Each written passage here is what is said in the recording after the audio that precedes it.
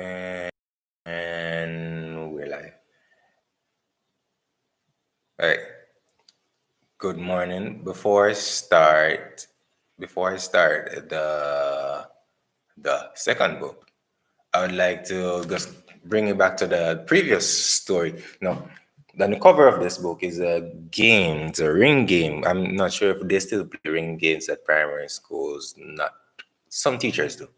And this one was called Bull in a Pen. So this child in the ring would try to exit, and you are part of the pen will try to prevent him from leaving by interlocking your hands like this. So he couldn't exit from here. He would have to try somewhere else, like try coming from here. So the person with the weak grip would the person's left hand and try it, because that's normally the weaker hand, and try to push that hand. Anyway, so that's one popular ring game that was played back when I was younger. Bull in a pen. But all right, enough of that. Starting the second is by the same authors. Just to refresh those, that's Don Wilson, Dennis Craig, and Hyacinth Campbell. And this is term 2, primary language arts.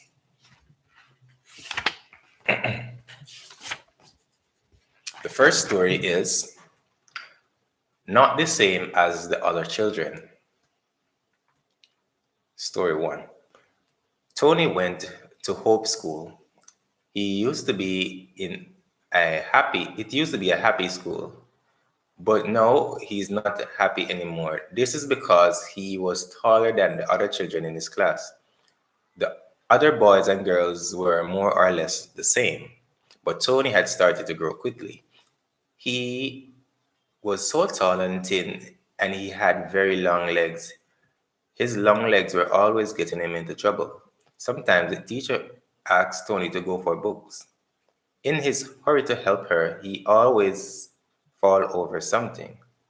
He fell over school bags. He fell over children's legs. Tony even fell over his own legs. The children always laughed. The children did not want Tony to feel bad, but they thought he was so funny. They could not help laughing. Tony wondered why he was always getting into trouble. He did not want to be different. He could be like others. He wished he was not so tall. He felt so sad that he never stayed to play after school. He always went home early. One day his mother looked at him. "Why don't you stay after school and play?" she asked. Tony did not answer. After a while he asked, "Why am I so tall, Mama? Why am I different from the other children?" "Tony," she answered, "all children have to grow sometime. It's just that you have started to grow before others. This is why you are different from other children. There are a lot of things that tall people can do well, but Tony could not think of anything that he could do well." One day, the principal told the children that they would be having visitors. Some of the boys from South Beach Secondary School were coming. They would be having sports to see which school was the best. "These boys are a little older than you," said the principal, "but there are no other secondary schools around, so they asked if they can have sport with you. They have to go to town next week to race with many other schools. They are hoping that if they race with you, it will help them to do well. So I want all you boys who are good at sport to take part." Then it was the day of sport. The boy from South Beach Secondary School came in a bus. The children of whole school were amazed when they saw them. Many of the South Beach boys looked very tall and big. And see the boys coming out of their bus there, and the children standing in amazement. The boys and girls of whole school stood to one side of the field. The boys of South Beach Secondary stood to the other side, it was like David and Goliath. That means one side is very short, David, and the other side is very gigantic, Goliath. Some of the Goliaths from Salt Beach were laughing. We can beat these little children any day, they said. The children of Hope School looked at the older boys. They wondered if they can beat them in any race. There were all kinds of races that day. Salt Beach boys came in first every time. They laughed and talked loudly. We told you it would be easy to beat these children, they said. The boys and girls in Hope School were very quiet. Then it was time for the big race of the day. The boys had to run right around the field. You are always in such a hurry. I'm sure you can run faster than some of these boys. I Tony. There's a first time for everything, she said. Somebody has to help Hope School. We mustn't let our own school down. So see the teacher talking to him here and to them running at sports day. When the children of Hope School saw Tony getting ready to start the race, they laughed. They were sure he would fall. The boys of Salt Beach did not laugh. They saw that Tony was their size. They wondered how well he would do. Then the race started. The boys of Salt Beach were in front. The boys of Hope School were left behind, but soon Tony was up front with the Salt Beach boys. The children of Hope School jumped up and down. Run, Tony, run, they shouted. Tony's long leg carried him very quickly around the field. Then he was neck and neck with the boys from Salt Beach, almost to the end of the race. As quick as lightning, Tony flashed to the front. The children of Hope School shouted and called out. They laughed and clapped their hands. They were very happy. Tony felt great. The Salt Beach boys were not happy. They wanted to end the day beating Hope School. They asked their teacher if they could do one more thing. They said they needed to try it before going on for sport next week. The Salt Beach boys called for a high jump. Hope School never tried high jump before. The principal called Tony and told him to try. The Salt Beach boys jumped first. They did well. The bar looked very high to the little boys of Hope School, and every time one of them tried, he kicked down the bar. Then it was Tony's turn. Over the bar he went, as cool as anything. Every time the Salt Beach boys put the bar higher, Tony still got over. His legs made it easy for him, and the bar was very high. The best boy from Salt Beach could get over it, and see them doing the high jump there in this picture. Everybody was very quiet. Tony was still not out. He ran up to the bar and he jumped. Over he went. Everybody clapped and shouted.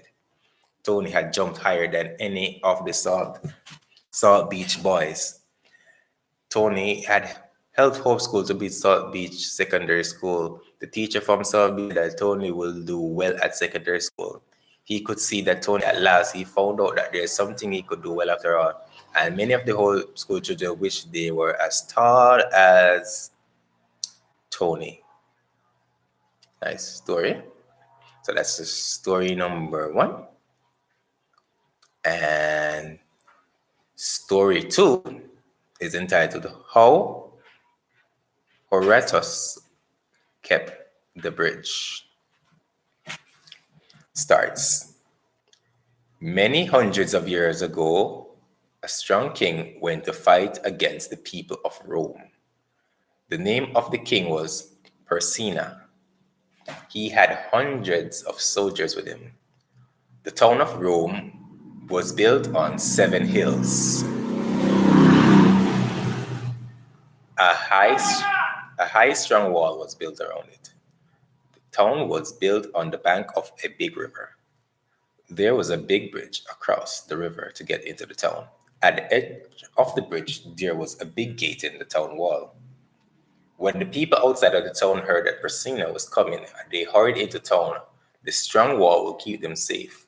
They had brought their animals and carts full of food with them. Then the big gate was in the wall and it was shut.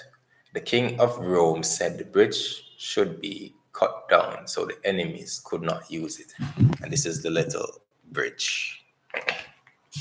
Yeah, so when they cut down the bridge, the enemies could not cross because of the river flashing. There was no time left to cut down the great bridge. If the enemies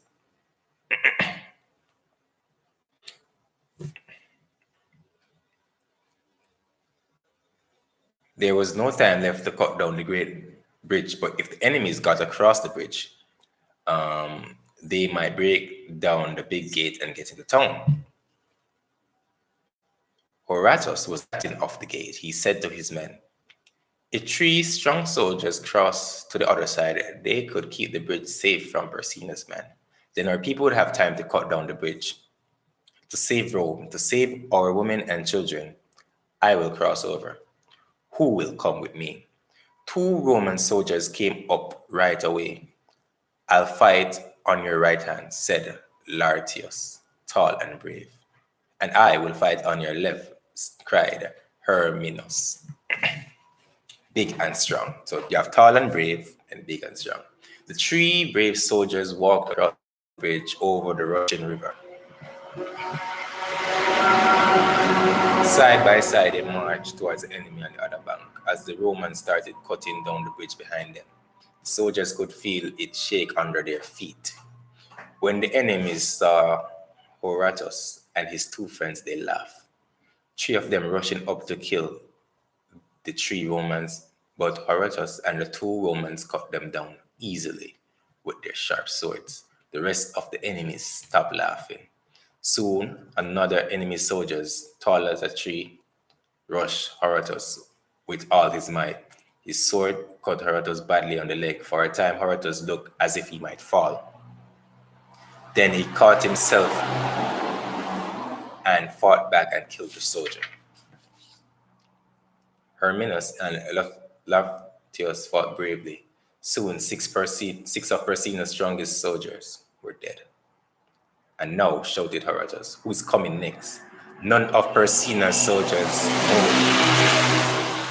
Suddenly, there was a loud cry from the people at the Roman wall. Come back, Horatus, come back quickly. The bridge is cut down. Herminus and Lartius turned and raced back over the bridge with all their might. As they ran the bridge, they felt the bridge shake. They reached the walls of Rome and jumped off. The whole bridge crashed into the river. Only Horatus stood on the other side of the bank, facing Persina's soldier. Then the king of Persina stepped up to Horatus and told him to give himself up. Horatus did not say anything. He gave the king an angry look. Then he turned and jumped into the Russian river. The Romans saw him go down into the water, and a big shout went up. The bad cut on Horatus' leg made him weak. He started to swim across the Russian river into the walls of Rome. Time after time he went down on the water, but every time he came back up, he went bravely on till he reached the dry land. Many hands helped him come up out of the water. Singing and shouting, the Romans cried along the streets of Rome. He and his 2 friends had kept the bridge safe and saved the Romans from their enemies. Okay. And this one now, story number 3, is a classic. And before that, we'll do the first stretch of the day.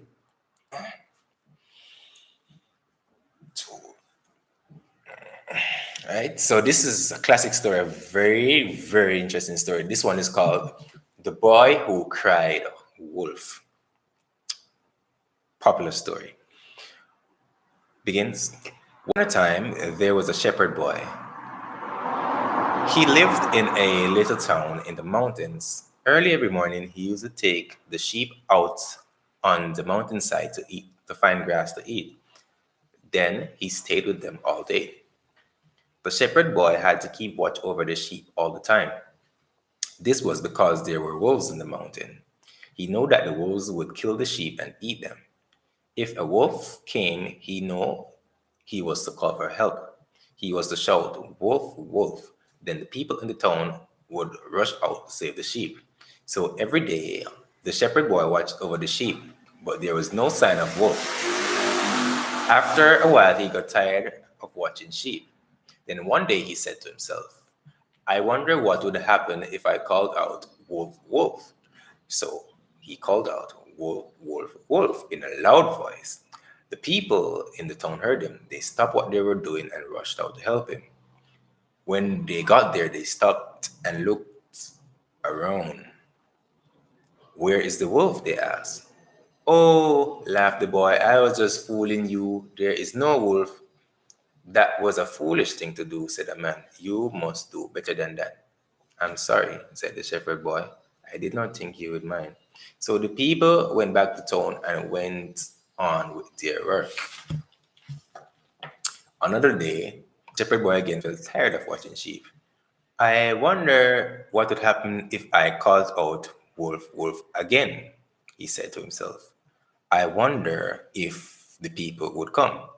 So he called, Wolf, Wolf, in a loud voice. The people in the town heard him. They did not think he would be fooling them again. They thought he was really in trouble. So they stopped what they were doing. The women left their houses and children. The men left their fields and farm. Everybody rushed to help him. When they got there, they stopped and looked around. Where is the wolf? They asked. I was just fooling you, the shepherd boy replied, laughing. Just fooling us, said a man. You are making a lot of trouble. You must do better than that, said a woman. I'm sorry, said the shepherd boy. I will not do it again. I did not think you would mind, but the people were angry with the silly shepherd boy. Then, some days later, when the shepherd boy sat watching the sheep, he suddenly saw something moving up the mountain. He looked again. He knew that it was a wolf. Wolf, wolf, he cried in a loud voice. He thought the people would come from the town quickly. Wolf, wolf, he shouted again and again. The people in the town heard the shepherd boy, but they did not stop what they were doing or pay him any mind. The silly little boy is just fooling us again, they said. The wolf rushed down the mountain. It began to kill the sheep. The shepherd boy was not brave. He was afraid the wolf would kill him as well, so he ran down to the town. When he got there, he was crying. Why didn't you come? He said to the people. Didn't you hear me calling? A wolf has killed my sheep. We do not know. We do not know if you were really in trouble, they said. You fooled us before, so we thought you were fooling us again. In this hard way, the shepherd boy lesson. And that is the story. Cry wolf. Story number 4. Cuatro. The old witch woman. And you might want to get a snack or a drink because we're just at story number 4. So it begins. Michael and the other children were afraid of the old woman who lived on the hill. They said she looked like a witch, so they called her Old Witch Woman. Old Witch Woman lived in a big old house. The windows were always shut and it looked dark inside. The house looked dark. The grass had grown high. The bushes were overgrown. The trees were tall and full of shadows. The children have never seen anyone go into the yard. You see the dark house, they can hardly see. Michael and the children did not have to pass by the big house every day, but if they were late from school, they had to go that way. The shortcut to school went over the hill right past the old witch woman's house. Whenever they got near to the house, they walked quietly. They would look around and then run past the house as fast as they could.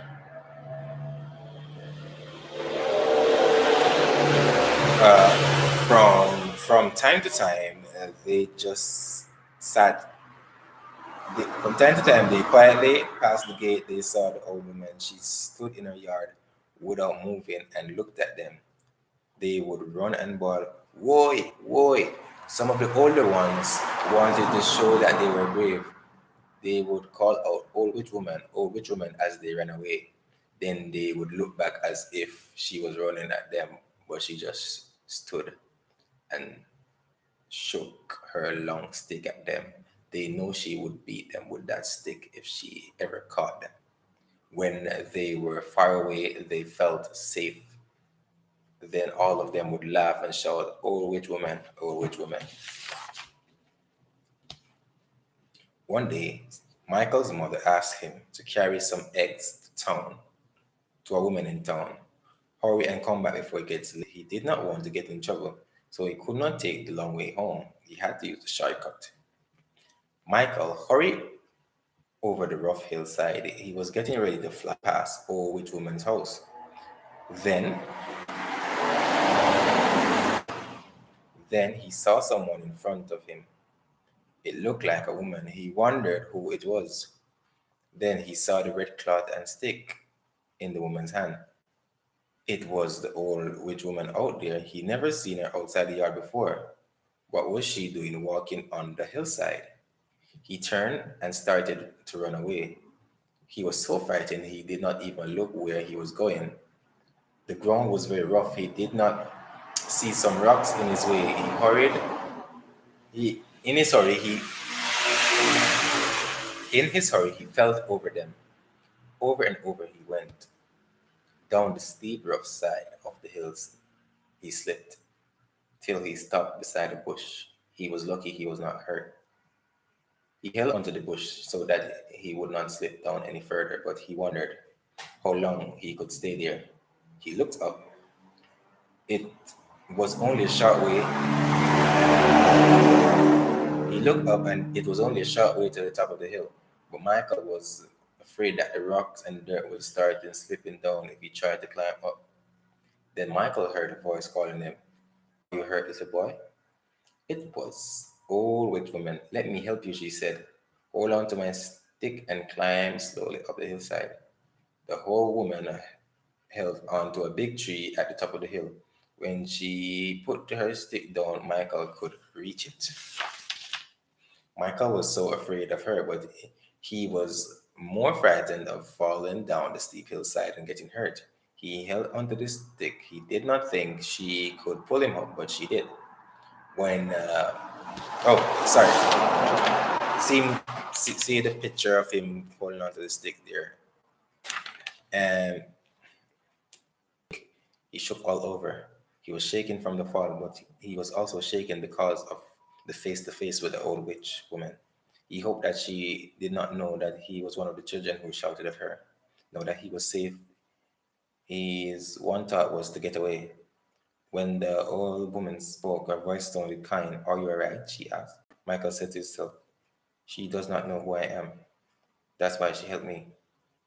If he was not so frightened anymore, I'm all right, he said to her. Thank you for saving me.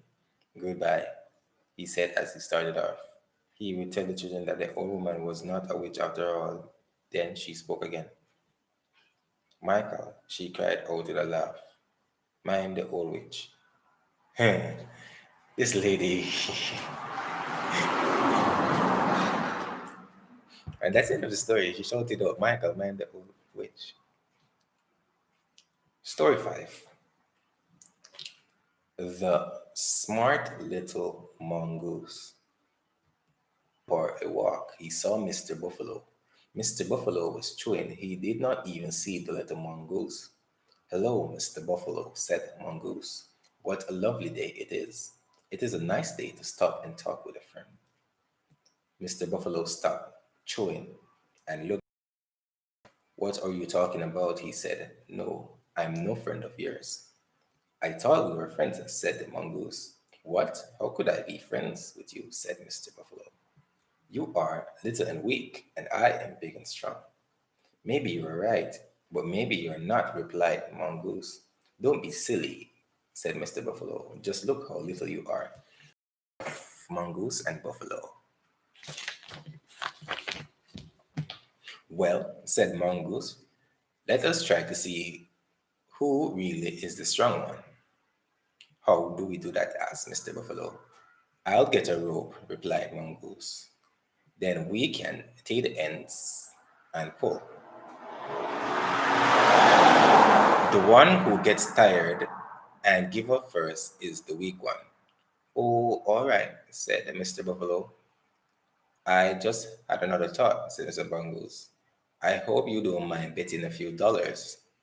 Then the strong one will get all the money. All right, said Mr. Buffalo. He was he was really getting tired of Mongoose, so Mongoose ran and got a piece of rope. He gave the end to Mr. Buffalo and ran into the bush with the other end.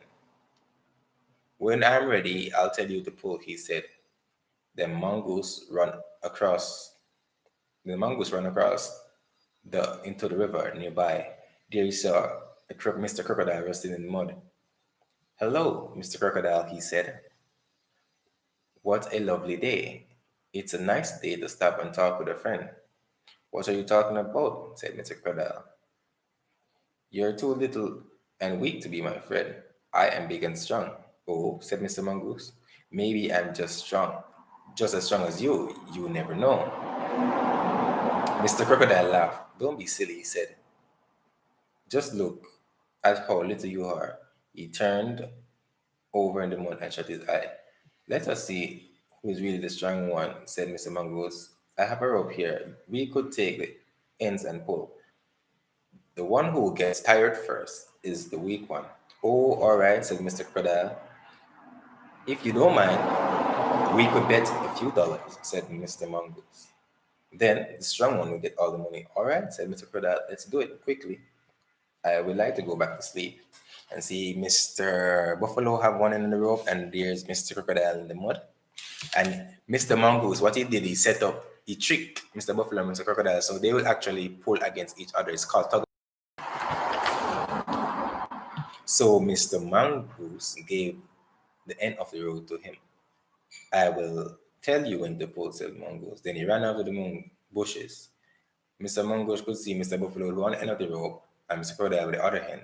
They could not see Mongoose, so each thought Mongoose had the other end. Ready, pull, Mongoose shouted from the bush. Mr. Buffalo pulled and pulled. Mr. Crocodile pulled and pulled, each one wondering how Mongoose was so strong.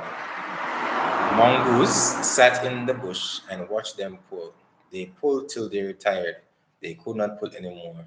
Then Mongoose went to Mr. Buffalo and said, You see, I'm the strong one, said Mongoose.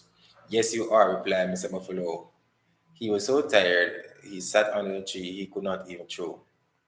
We had a bet, Mr. Mongoose, said Mr. Mongoose. You have to give me a few dollars. Oh, yes, said Mr. Buffalo. Just take the money, let me rest. Then Mongoose went to Crocodile. He said the same thing. Just take the money, said Mr. Crocodile. I'm so tired, just let me sleep. Mr. Buffalo and Mr. Crocodile rested. And the smart little mongoose sat in the bush with all his money and laughed to himself. And see mongoose here in the bush sitting with his money.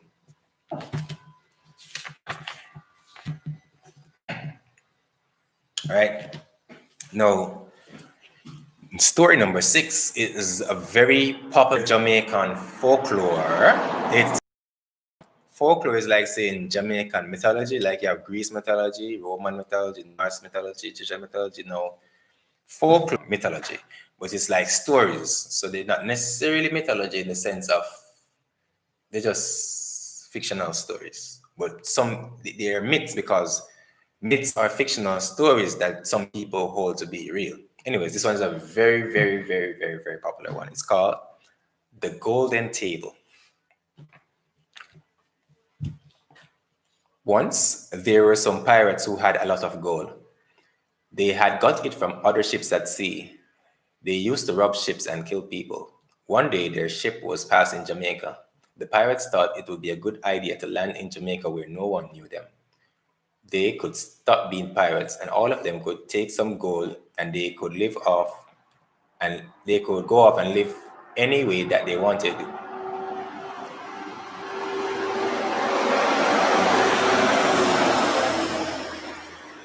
One of the pirates had another great idea. There is really not that much gold, he said to himself. It can't make all of us rich, but it could make one man very rich. I must think of a way to get it all. That night, all the pirates on the ship sat around drinking rum. The pirate who wanted all the gold did not drink much. He waited till all the others were drunk. When they were asleep, he took all the gold and put it into a little boat. Then he set the ship on fire and got into a little boat. He left the ship to burn up with all the other pirates. After he landed in Jamaica, he put the gold in a cave.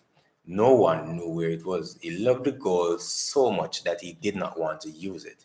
He just wanted to keep it and look at it and feel it in his hands. He went to look for work. No one knew he was a pirate. He worked for many people. After a time, he bought some land and built a house. The house was near to a river. He made a deep cave under his boat and moved the gold into it. He still did not use any of the gold. He wanted to keep the gold there so he could look at it, so he would not even use to talk to the gold.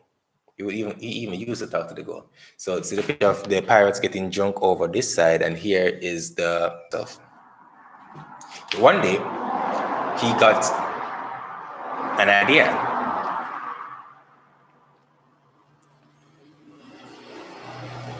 One day he got an idea. He made a big table.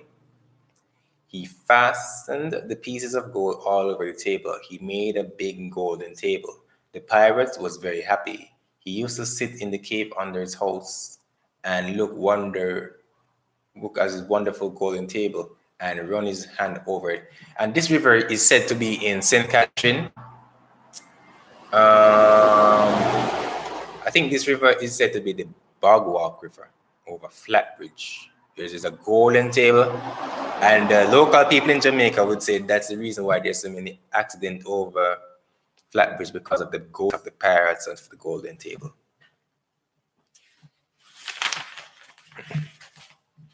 No one knew about the table because the pirate did not let anyone come to his house, and no one wanted to come. He looked so strange and rough, the people thought he was mad. They kept far from him. Things went on like this for some time, but one year a bad storm came. The river nearby broke his banks and washed the waters coming for him. He held on to the golden table. He would not let it go. And the table went down into the he and the table went down into the deep, muddy waters together. Next day, a few people came at midday to see if anything happened to him. They did not see any sign of him or his house. Everything was covered by the river. Then, as the people stood looking, the water began to move. It looked as if something was coming up from the bottom. As they watched, they saw the golden table come up on top of the water. It turned round and round. It flashed like fire in the midday, then it slowly went back down, the cold water turning round and round. The people were amazed. After that, from time to time, different people said they saw the golden table. It will come up at midday, down. People said if you try to pull the table out, it will pull you down deep into water.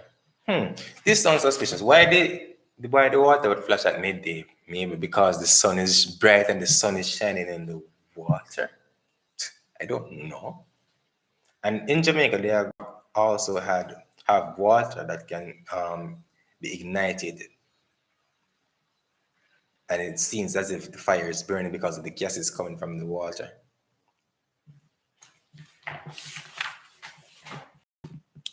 So, a rich cane farmer from St. Catherine, see, it is in St. Catherine, said to himself, he did not believe this. He wanted the table for himself, so he went to the river. He took some slaves with him. So he's a plantation owner. He took some slaves with him and 12 big boats with strong ropes and fastened to them. When the table day, the slaves jumped into the water. They fastened the strong ropes to it. The cane farmer and the slaves, the enslaver and the slaves, my table started to go down. Round and round it went, deeper and deeper. The farmer and the slaves held onto the rope, but he pulled them down deep into the water. The rich cane farmer and the slaves and the bull were never seen again. You know, this reminds me of Thor, when they're trying to pull up the hammer. And it also reminds me of Lord of the Rings with the golden ring. And one of the reasons why this might be so clear is because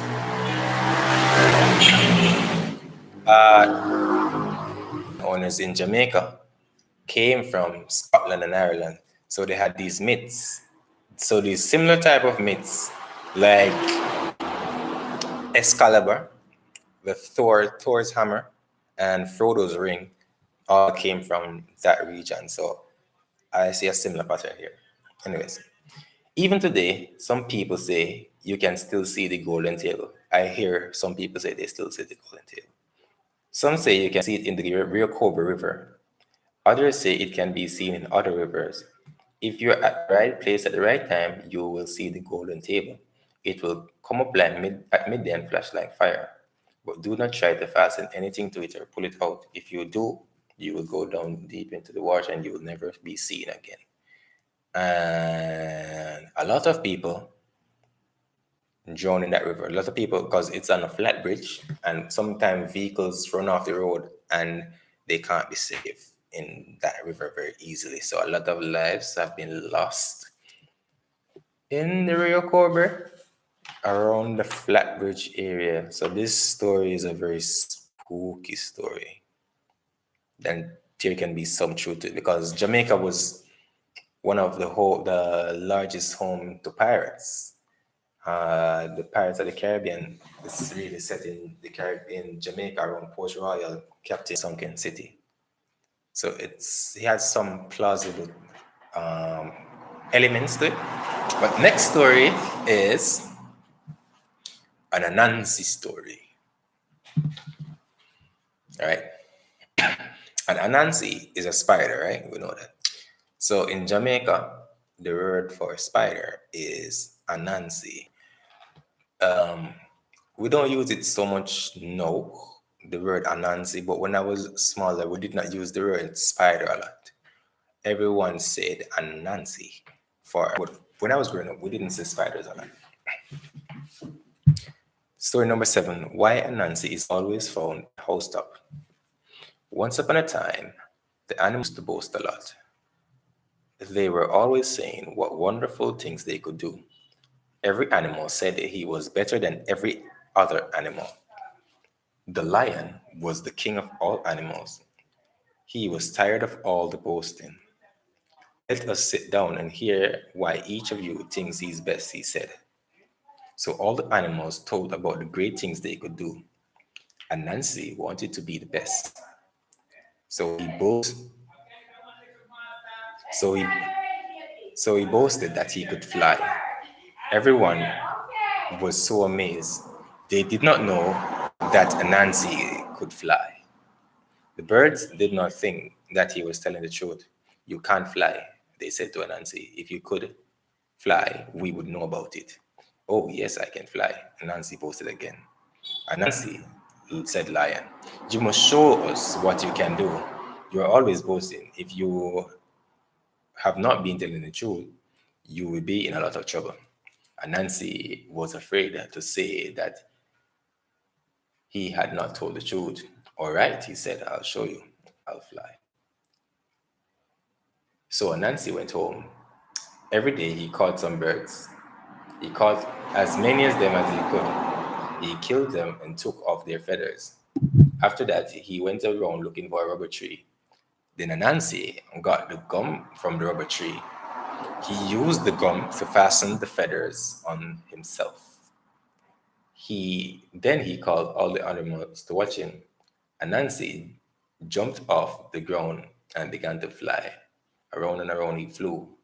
The animals were surprised to see Anansi could fly, but the birds still felt that something was funny, so they flew beside him.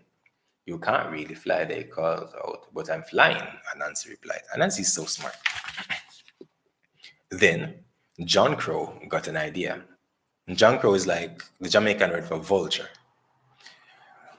John Crow got an idea. Anansi said, I see you can fly a little, but I bet you can't fly far. Come, let me see you fly up with me in the sky. No, Anansi really wanted to show off. So off he went with John Crow, up into the sky. Soon they were near the sun where it was hot. What a stupid thing. Not because you go up higher, it should get colder and whatever. Anyways, soon they were near the sun where it was hot. The gum from the rubber tree began to melt in the hot sun. Anansi started to turn back, but the sun was very hot. So the gum melted more and more. Soon the feathers began to fall off Anansi's back. The bird saw what was happening and began to laugh at Anansi and picked at his feathers. Anansi was trying to fly safely to the ground, but all the gum melted and the feathers fell off. Side note, the higher you go off the ground within this atmosphere, higher altitude, it gets colder. So if you're on a mountaintop, it should be colder than if you're at sea level. That's geography 101. He was lucky he jumped on it, and Nancy was not hurt. But on the ground, all the animals were laughing at him. Not only that, but he knew the lion was waiting to catch him. So he stayed up in the housetop and never came down again. And this is why Anansi is always found in a housetop. And as I said, Anansi is just the word for West African word for spider. It's West Africans of the history of Jamaicans. They also tell that story. This one is story number 8. This one is the children of Israel cross the Red Sea. All right. So this is the story of, I think, the story of Moses crossing the Red Sea, right? Children of Israel crossing the Red Sea. Right? The children of Israel were slaves to the Egyptians. They had been slaves for many years. Then God told Moses to go to the Egyptians and to tell them, "Let my people go." But the Egyptians would not set them free. So God told Moses he would send plagues on the Egyptians if they did not let the children of Israel go. But the Egyptians would not set them free. God sent many plagues. In one plague, all the fish of the rivers and ponds died. There was no more fish to eat. In another plague, frogs went all over the land. There were frogs everywhere. Frogs even inside the houses. Then there was a plague of flies. Flies covered the land. Every time there was a plague, the Egyptians were afraid. So they told the children of Israel that they could go free. But as soon as the plague ended, the Egyptians stopped them from leaving. So each time, God would send another plague until there were 9 plagues. Then God made up his mind that there would be a very bad plague. It would be the last plague. God made all the firstborn children of the Egyptians die. The Egyptians were very sad and afraid. The God of Israel is a great God, the Egyptians said. They were afraid of more plagues. So at last, they really let the children of Israel go free. And this is just a story, people. Moses took the children of Israel away. They would not be slaves anymore, but they had to find a new place to live. And God told Moses that he would help them find a place. So God made a great big cloud go before them in the day, and at night he made a fire go before them as they could see. They could find their way by day and by night, away from the Egyptians quickly. After a while, the Egyptians felt sorry that they had let the children of Israel go. "We had many slaves," said the Egyptians. "Now we have no one to do work. Let us go and get back the children of Israel." By this time, the children of Israel had to go to the Red Sea. They looked behind them and saw the Egyptians coming a long way off. They stood and looked at the Red Sea in front of them. They did not know how they could get across. They cried out to Moses. "What is going to happen to us now?" they said. "We cannot get across the sea and the Egyptians are coming." So God told Moses that he would help them again. God made a cloud go behind the children of Israel. The cloud came down near to the ground. The Egyptians could not see the children of Israel. Some Egyptians were afraid when this happened. "What is this strange cloud?" they cried. "Where are the children of Israel?" Some wanted to turn back, but they stayed because they thought the cloud would go away when they could look for slaves and get them back. Then God made a great wind blow back the waters of the Red Sea. The wind blew and blew all night. By morning, the wind had parted the waters and the land was dry. God told Moses to took the children of Israel across. He's a great God. He said, God has helped you before. Come with me and you will be safe. So the children of Israel went across the Red Sea with Moses. By this time, God had made the cloud go away. The children of Israel going across the Red Sea. At last, the children of Israel reached the other side. They stood and looked back at the Egyptians. The Egyptians thought they could go across as well, so they started to cross. But the waters of the Red Sea began to come back.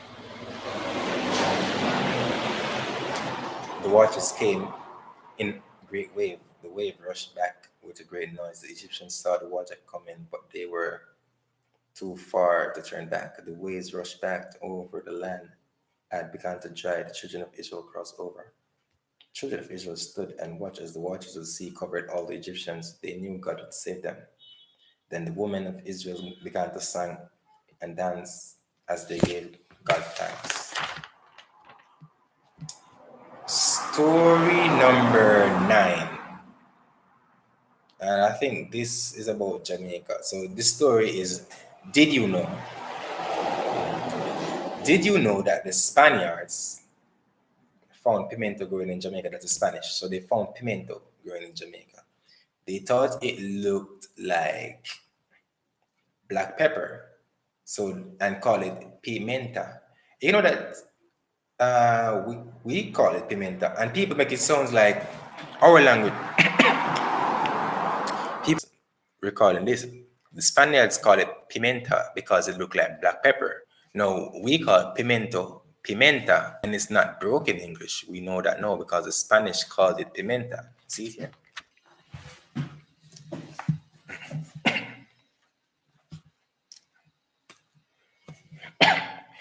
Yeah, so our language is not broken English. We say certain words for different reasons. Different groups of people came here from Africa and Europe and even the Caribs. So the Spaniards call pimento pimenta because they say it looked like black pepper. So that would be the Spanish word for black pepper. So see, they call it pimenta. And we do call it pimenta in Jamaica. But pimento is not pepper. It's a different type of spice. The dry fruit of the pimento is like many spices all in one. It's sometimes called allspice. I know we have a lot of allspice seasoning in Jamaica, and there's even a brand called allspice. So they just mix a lot of seasonings together and they get one big spice can use to season any type of meat, any type of vegetables. You can just use like a multi-purpose seasoning, allspice. Jamaicans use pimento when they're cooking many types of meat. They also love fish cooked with country pepper and tomato and pimento.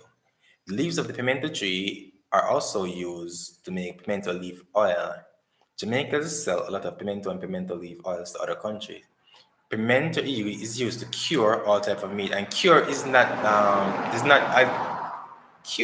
really like getting rid of any bacteria. Curing is like making it marinade. Like when they're doing jerk food, jerk chicken, jerk pork, they put it in the sauce and let it cure, as in absorb the flavor. Pimento oil is used in some kinds of sweet medicines. So that's did you know about pimento? Next, did you know that arrowroot got his name because it was a medicine? It was used by the Arawa Indians who lived here before the Spaniards came. It cured people who had been shot by arrows. That's how it came to be called arrowroot. The Indians did not only use arrowroot as a medicine, but also as a part of their food. Today, people still eat arrowroot. I'm not sure what arrowroot is, but if it looks like this, I have an idea what it is. Yeah, this arrowroot.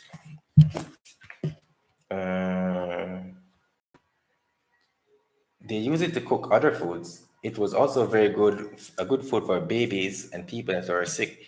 Arrowroot can also be used in the making of some kinds of cloth, but today people do not grow much of it as they used to. That's why I probably don't see it a lot now. And this story is one of the most important stories in the history of the Dutch Netherlands. This is a wonderful story. It's a true story.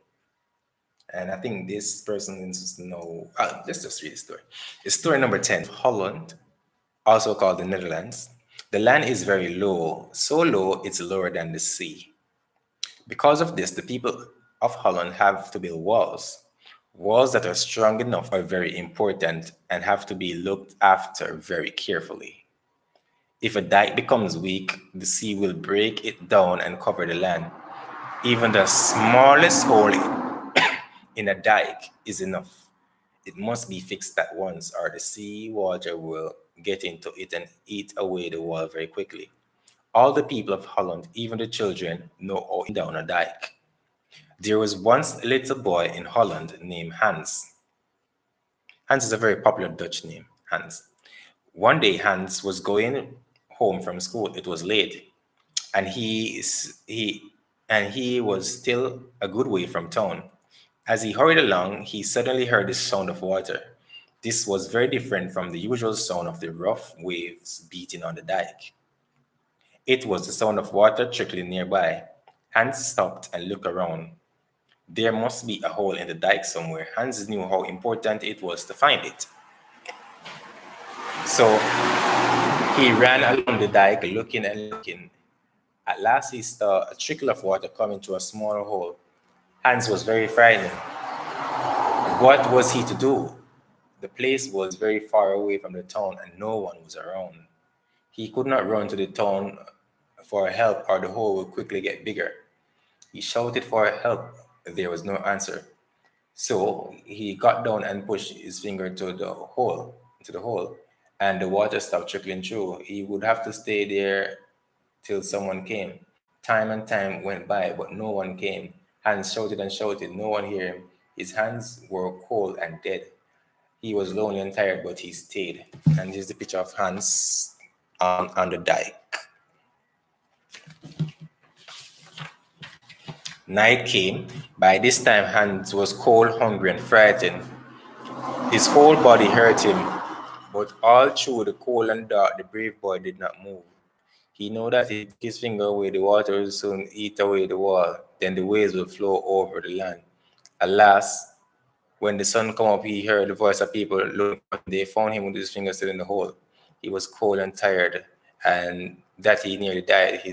Hands his hands picked him up and carried him. Some strong hands picked him up and carried him home. Other strong hands quickly. And to this day, the story is told of a small boy who kept back the sea by pushing his finger in a dike. National hero.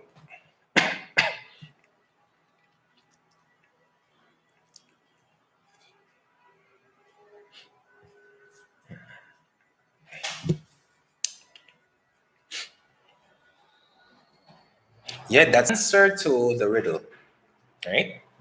Three boys were sitting on a beach. They were tired of swimming, so they were telling riddles. They enjoyed telling riddles. They know the answers to most of them. So the game was really who could see who could get the right answer first. Send boy to call doctor. Doctor comes before boy, said Danny. What is that? Picking coconuts. Picking coconuts, shouted Roy and Tony at the same time. All right, it's your turn now, Tony, said Danny.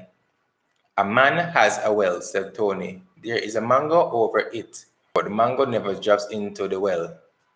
I, shall have one that you can't get. Yes, we can, said Tony. We all know the answer, boasted Danny. Who are you? Who are you trying to fool? Who, who are you trying to fool? Well, since you're so smart, Roy, bet me all your marbles. What? Said Tony. You don't know you know all the answers, replied Roy. It will be okay. You won't have to give me any marbles if you get it right. You only have to give me your marbles if you don't get it right. But if you know all the answers, it won't really be a bet. And it's two of you. One of you must get it right.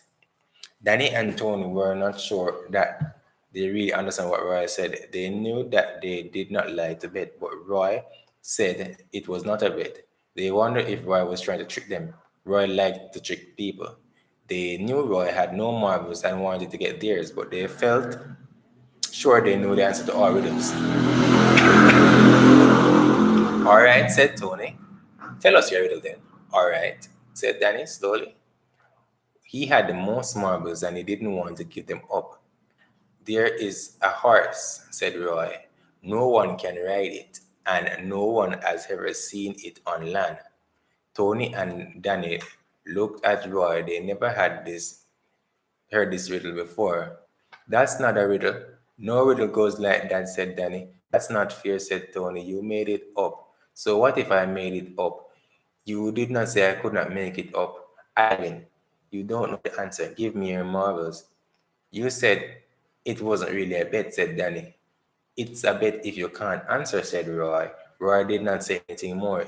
He just held out his hand for the marbles. A boat, said Danny. He felt he had to try some answer. He held up his marble in his pocket. He did not want to give them. A boat, laughed Roy. No, man. I do not know, said Tony after a while. Give up, shouted Roy. Give me all your marbles. It's a kind of fish. Is it a kind of fish, Roy? Said a voice. They were looking around. They saw Fisherman Joe beside them. He walked so quietly that they did not hear him. Is it a seahorse? Asked Fisherman Joe. Roy looked a little afraid. You can't play, Joe, he said. That's not fair. It's just as fair as you giving the riddle to the boys, said the Fisherman Joe, laughing. Sure, Fisherman Joe, why did you come and give the answer? Said Roy. A seahorse, said Tony. What is that? It's a little fish, the Fisherman Joe said. It has the head that look like a horse's head. That's why it's called a seahorse. Is that true? Asked Danny. Yes, said Fisherman Joe. Joe, I'll tell you all about it, but first I want to know if you have learned something. What did you learn, Roy? Not to trick my friends, replied Roy. That's right, said Fisherman Joe. What did you say, Danny? I learned that too, said Danny. I learned that there is something called a fish house as well. Thanks for saving our marbles, Joe. And there's Fisherman Joe, and this is a picture of a seahorse. And I think this is going to be the last story. Yeah, it's going to be the last story. Yeah, story number 12. The final story before we wrap it up is two strange animals. The first is the ostrich. The ostrich is a strange animal. It has feathers because it's a really big bird. It cannot fly. It has a very small head, a very long neck, and very long legs. The ostrich is as tall as man. The ostrich does not make noise like a bird, but it can make the noise of a lion. It cannot fly, but it can run as fast as a horse, and it can kick very hard as well. Here's an ostrich. I rode on an ostrich before when I was a baby. The ostrich live in Africa in dry places where there's grass. It eats just about anything. It will eat bushes or sand. It will eat small animals like lizards as well. If big animals try to trouble the ostrich, it will run away. If it cannot get away, it will hide. People say that the ostrich is afraid to stand on its legs and it hides its head in the sand. The rest of its body can be seen easily. But the ostrich does not know this. It thinks that because it cannot see, no one can see it. This is why people laugh at the ostrich and see the ostrich hiding his head there. The ostrich is not really hiding. It just put the head in the sand, maybe looking for something to eat, or maybe it's hiding its head from the blowing sand. If the ostrich really wants to hide, it sits down and stays still. In this way, its body looks like an anthill.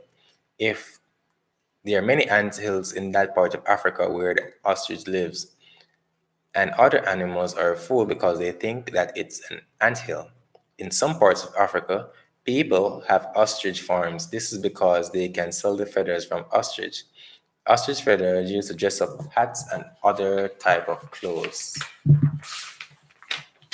The second animal is the crocodile. The crocodile is another strange animal. It has a long tail and short legs. It has a long mouth and rough skin.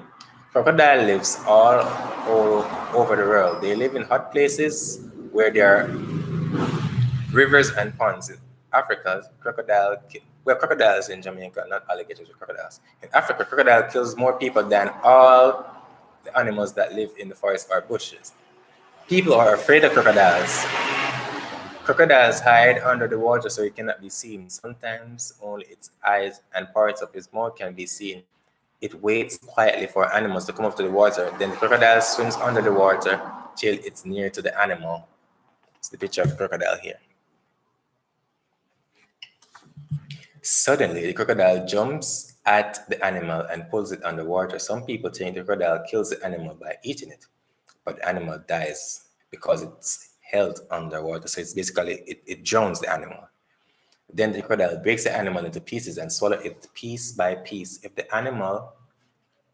it's a small animal, crocodile can swallow it in one piece. Crocodile cannot chew, so it swallows rocks to help it breaks up the food inside the body.